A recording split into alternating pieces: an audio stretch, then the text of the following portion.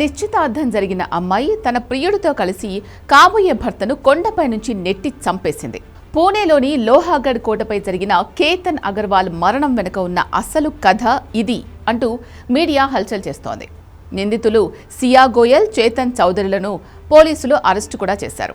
అయితే ఇక్కడే ఒక మైండ్ బ్లాంకింగ్ ట్విస్ట్ ఉంది. బయట సమాజం వీళ్లను హంతకులుగా డిసైడ్ చేసేసింది, కానీ కోర్టులో వీళ్లకు శిక్ష పడేలా చేయడం పోలీసుల వల్ల కావడం లేదు. ప్రస్తుతం పోలీసులు చేతులు ఎత్తేసే పరిస్థితి కనిపిస్తోంది. సాంకేతిక ఆధారాలు లేక, ప్రత్యక్ష సాక్షులు దొరక్క చట్టం ముందు పోలీసులు ఎందుకు ఇబ్బంది పడుతున్నారు? దొరికిన హంతకులు కూడా ఏ సాక్ష్యాలు లేవని ఎలా తప్పించుకోబోతున్నారు? ఈ కేసులో ఉన్న ఆ భయంకరమైన టెక్నికల్ లోపాలేంటో ఈ వీడియోలో క్షుణ్ణంగా విశ్లేషిద్దాం. చివరి వరకు చూడండి.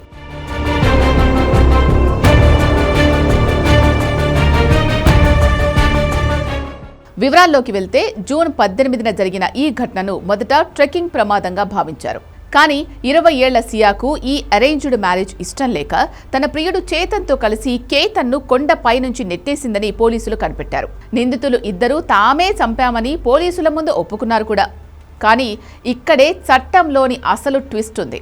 భారతీయ న్యాయ వ్యవస్థ ప్రకారం పోలీస్ కస్టడీలో నిందితులు చెప్పే ఒప్పుకోళ్లకు కోర్టులో అస్సలు విలువ ఉండదు. రేపు కోర్టు బోర్లో నిలబడి పోలీసులు మమ్మల్ని కొట్టి బలవంతంగా సైన్ చేయించుకున్నారు అని సియా చెప్తే పోలీసులు రాసిన కథ మొత్తం స్క్రాప్ కింద మారిపోతుంది. మరి పోలీసులు ఈ నేరాన్ని ఎలా నిరూపించాలి?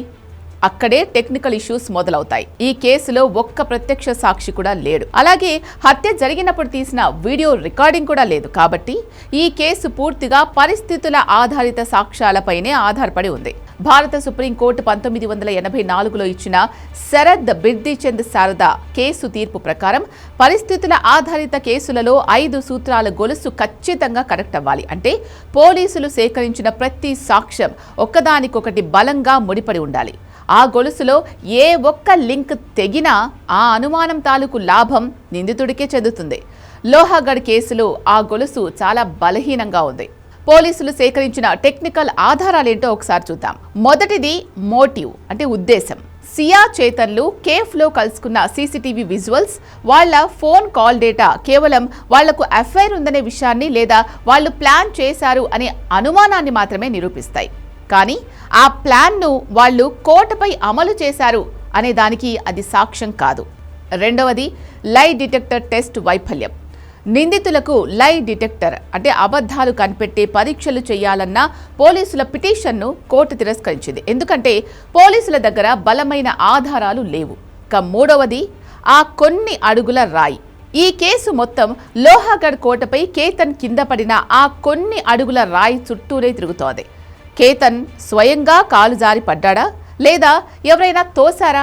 ఒకవేళ తోస్తే అది కావాలని చంపడానికి తోసారా లేక గొడవ జరుగుతున్నప్పుడు అనుకోకుండా జరిగిందా? ఈ టెక్నికల్ పాయింట్స్ను ఫోరెన్సిక్ పరంగా నిరూపించే బలమైన సైంటిఫిక్ ఆధారాలు పోలీసుల దగ్గర లేవు.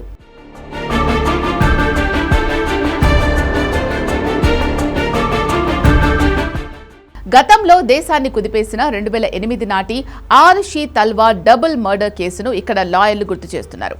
ఆ కేసులో కూడా తల్లిదండ్రులే చంపారని మీడియా, ప్రజలు బలంగా నమ్మారు. కింది కోర్టు శిక్ష వేసినా హైకోర్టుకు వెళ్లేసరికి పరిస్థితుల ఆధారాల గొలుసులో లింకులు తెగిపోవడంతో ఆధారాలు లేక వాళ్లు నిర్దోషులుగా విడుదలయ్యారు. ఇప్పుడు సియా గోయల్ కేసు కూడా అదే దారిలో వెళ్లే ప్రమాదం కనిపిస్తోంది. కేవలం పత్రికల్లో వచ్చే హెడ్లైన్స్ కోర్టులో పనిచేయవు. పోలీసులు ప్రతి క్లెయిమ్స్ను పక్కా లీగల్ సాక్ష్యాలుగా మార్చకపోతే ఒక యువకుడి ప్రాణం పోయినా హంతకులు మాత్రం చట్టంలోని లోపాల వల్ల ఈజీగా బయటపడిపోయే అవకాశం స్పష్టంగా కనిపిస్తోంది. చూశారుగా, సాంకేతిక ఆధారాలు లేకపోతే చట్టం ముందు పోలీసులు ఎంత బలహీనపడతారో ఈ కేసు నిరూపిస్తోంది.